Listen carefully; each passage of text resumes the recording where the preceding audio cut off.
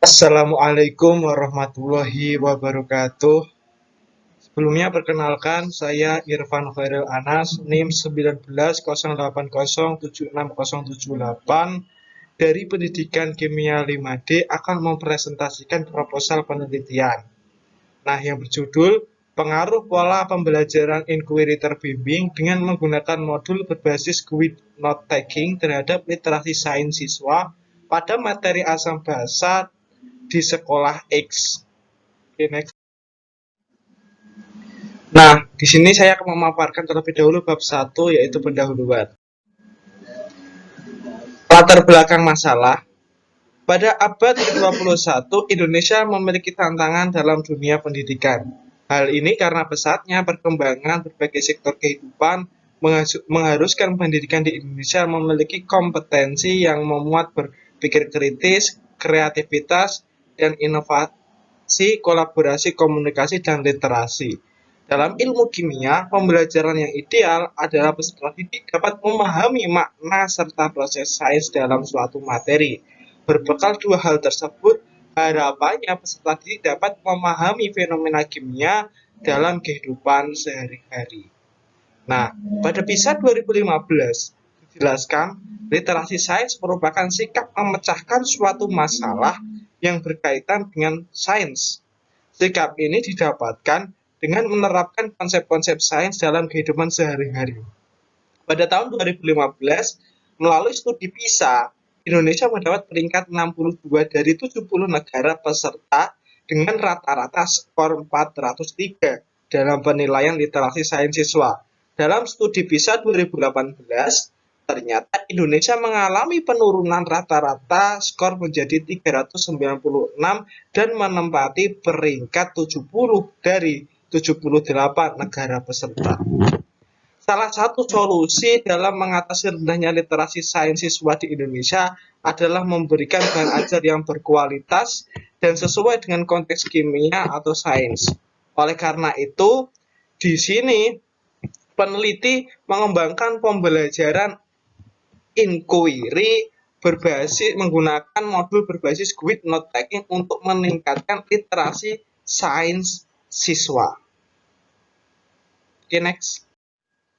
Nah, rumusan masalahnya sendiri yaitu yang pertama, apa pengaruh pola pembelajaran inquiry terbimbing dengan menggunakan modul berbasis GNT terhadap literasi sains siswa pada materi asam dan bahasa. Kemudian yang kedua, bagaimana efektivitas pola pembelajaran inquiry terbimbing dengan menggunakan modul berbasis GNT dalam meningkatkan literasi sains siswa pada materi asam dan bahasa. Tujuan penelitiannya yaitu yang pertama, mengetahui pengaruh pola pembelajaran inquiry terbimbing dengan menggunakan modul berbasis Quick Note Taking terhadap literasi sains siswa pada materi asam dan bahasa. Yang kedua, mengetahui efektivitas pola pembelajaran inquiry terbimbing dengan menggunakan modul berbasis Quick Note Taking dalam meningkatkan literasi sains siswa pada materi asam dan bahasa. Nah, di sini ada beberapa manfaat penelitian. Yang pertama, bagi peserta didik, yaitu meningkatkan dan mempermudah pemahaman peserta didik terhadap konsep-konsep yang diajarkan, kemudian meningkatkan literasi sains peserta didik sehingga bisa mengaitkan materi-materi kimia dengan fenomena alam sekitar. Kemudian bagi pendidik sendiri menjadi alternatif model pembelajaran untuk meningkatkan literasi sains peserta didik, menarik minat guru atau pendidik dalam mengembangkan modul pembelajaran untuk peserta didik. Dan yang terakhir adalah menjadi referensi dalam pembelajaran agar tercapai pembelajaran yang bermakna. Bagi sekolah, memberikan modul pembelajaran kepada sekolah untuk meningkatkan keterampilan literasi sains peserta didik dan yang meningkatkan kualitas hasil belajar peserta didik yang lebih bermakna dalam pembelajaran kimia. Nah, bagi peneliti memperoleh bekal menjadi pendidik yang menekankan keterampilan literasi sains, dan yang kedua mendapatkan pengalaman baru dalam mengembangkan modul pembelajaran kimia yang lebih bermakna, dan yang terakhir memberikan ide perkembangan ilmu pengetahuan dalam rangka meningkatkan literasi sains peserta didik di Indonesia. Oke, next. Yaitu yang kedua ada bab 2 landasan pustaka. X. Nah, pada kajian teori di sini saya mengambil 4 subbab, yaitu yang pertama literasi sains. Jadi pada kajian teori tersebut nanti akan dijelaskan apa itu literasi sains, pentingnya literasi sains, dan bagaimana permasalahan di Indonesia terkait dengan literasi sains. Nah, yang kedua ada subbab model pembelajaran inquiry terbimbing, di mana di sini juga akan terdapat apa itu inquiry terbimbing, kemudian kategorinya itu bagaimana, terus konsep inquiry terbimbing itu bagaimana, dan tentunya beberapa landasan mengenai inquiry terbimbing itu bisa meningkatkan literasi sains siswa.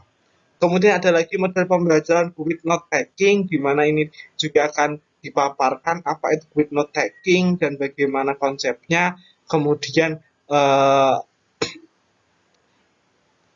pentingnya grid note taking dan fungsi grid note taking sendiri itu bagaimana. Nah, yang kemudian ada modul. Nah, karena grid note taking itu berbasis modul, maka di sini saya juga menyertakan terkait dengan modul. Oke, selanjutnya yaitu kerangka berpikir. Di sini kerangka berpikir saya dimulai dari bahwasanya literasi sains pada abad ke-21 itu sangatlah penting. Dan itu sangat dibutuhkan di dunia kerja. Oleh karena itu, perlunya peningkatan literasi sains pada siswa. Kemudian permasalahan yang muncul itu literasi sains di Indonesia itu sangat rendah. Nah, itu kan tadi sudah dipaparkan melalui PISA itu juga. Nilainya ternyata terdapat penurunan skor. Oleh karena itu, di sini saya mencoba menggabungkan dua model pembelajaran, yaitu inquiry terbimbing dengan grid note taking, di mana nantinya akan berbentuk sebuah produk yaitu modul. Modulnya itu nanti berbasis grid note taking, kemudian penyampaian kepada peserta didiknya sendiri itu menggunakan model pembelajaran inquiry terbimbing. Diharapkan peserta didik dapat meningkat literasi sainsnya. Kemudian hipotesisnya, berdasarkan latar belakang dan kajian teori di atas, maka hipotesis dalam penelitian ini yaitu yaitu pola pembelajaran inquiry terbimbing dengan menggunakan modul berbasis grid note taking tidak mampu meningkatkan literasi sains siswa pada materi asam dan basa di sekolah X. Kemudian HA-nya pola pembelajaran inquiry terbimbing dengan menggunakan modul berbasis grid note taking mampu meningkatkan literasi sains siswa pada materi asam dan basa di sekolah X. Selanjutnya yaitu ada bab 3 terkait dengan metode penelitian. Nah, jenis penelitian pada penelitian ini menggunakan metode kuantitatif. Dalam metode kuantitatif di sini mengambil pendekatan eksperimen dengan jenis metode kuesi eksperimen. Nah, desain penelitian ini adalah non-equivalent control group design. Sampel dalam penelitian ini berupa dua kelas, yaitu kelas eksperimen dan kelas kontrol. Pada kelas eksperimen, peserta didik diberikan modul grid note taking, sedangkan pada kelas kontrol, peserta didik menggunakan LKS sebagai modulnya atau buku bahan ajar di sekolah tersebut. Kedua kelas tersebut nantinya diberikan pretest untuk mengetahui keadaan awal peserta didik di sekolah X. Nah, penelitiannya dilakukan di sekolah X dengan fokus kelas yaitu kelas 11 MIPA X dan Y. Waktu pelaksanaan yaitu pada semester genap tahun ajaran X dari tanggal X sampai tanggal Y. Populasi di sini berupa seluruh anak kelas 11 MIPA sekolah X. Sekolah X memiliki kelas IPA sebanyak Y, yaitu 11 MIPA X, 11 MIPA Y, dan 11 MIPA Z, dan seterusnya. Adapun perincian peserta didiknya pada kelas 11 MIPA X sejumlah Y, kelas 11 MIPA Y sejumlah W, dan kelas 11 MIPA Z sejumlah E, sehingga total populasinya sebanyak X peserta didik. Untuk sampelnya sendiri, yaitu kelas 11 MIPA X sebagai kelas eksperimen dan kelas 11 MIPA Y sebagai kelas kontrol. Jadi untuk sampelnya saya hanya mengambil satu kelas eksperimen dan satu kelas kontrol. Definisi operasional variabel. Pada penelitian ini variabel bebas yang digunakan yaitu pembelajaran inquiry terbimbing dengan menggunakan modul GNT. Variabel ini menjadi variabel tunggal dalam mempengaruhi variabel terikat. Nah, variabel terikatnya berupa literasi sains siswa, literasi sains siswa pada materi asam dan bahasa di sekolah X. Adapun variabel kontrolnya yaitu kurikulum yang berlaku di sekolah tersebut, jam pelajaran, lingkungan belajar, dan guru. Jadi terkait dengan variabel bebasnya yaitu karena variabel bebas itu adalah variabel yang satu diberikan satu tidak, yaitu model pembelajaran inquiry terbimbing dengan menggunakan modul GNT tersebut. Jadi yang satu diberikan penyikapan terkait dengan model pembelajaran inquiry terbimbing dengan modul GNT, yang satunya itu menggunakan pembelajaran seperti biasanya. Sedangkan variabel terikatnya yaitu berupa literasi sains siswa pada materi asam dan bahasa. Nah, adapun teknik dan instrumen pengumpulan datanya meliputi yaitu observasi. Jadi sebelum penelitian saya melakukan observasi terlebih dahulu terkait dengan kurikulumnya bagaimana, jam pelajarannya itu berapa, dan bisa meminta RPP ataupun silabus yang digunakan dan sebagainya. Kemudian ada wawancara, yaitu nantinya ada wawancara terhadap peserta didik, terus ada wawancara terhadap guru atau pengampu tentang pengampu kimia di sekolah tersebut. Kemudian ada metode tes, di mana metode tes ini adalah membuat sebuah nanti ada beberapa angket atau kuesioner, yaitu kuesioner nanti nomor 4 ya. Di metode tes ini yaitu untuk mengetahui literasi sains siswa itu seberapa. Ada kuesioner juga yaitu angket terkait dengan literasi sains, dan yang terakhir ada dokumentasi.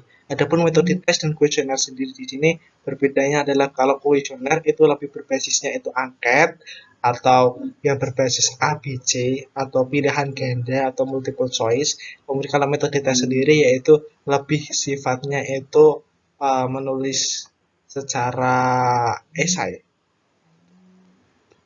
Dan metode tes sendiri ini juga bisa menggunakan metode tes secara lisan juga bisa. Next yaitu pada penelitian ini instrumen yang digunakan berupa modul grid note taking dan soal-soal terkait literasi sains siswa. Agar mendapatkan data yang akurat, instrumen tersebut perlu diuji.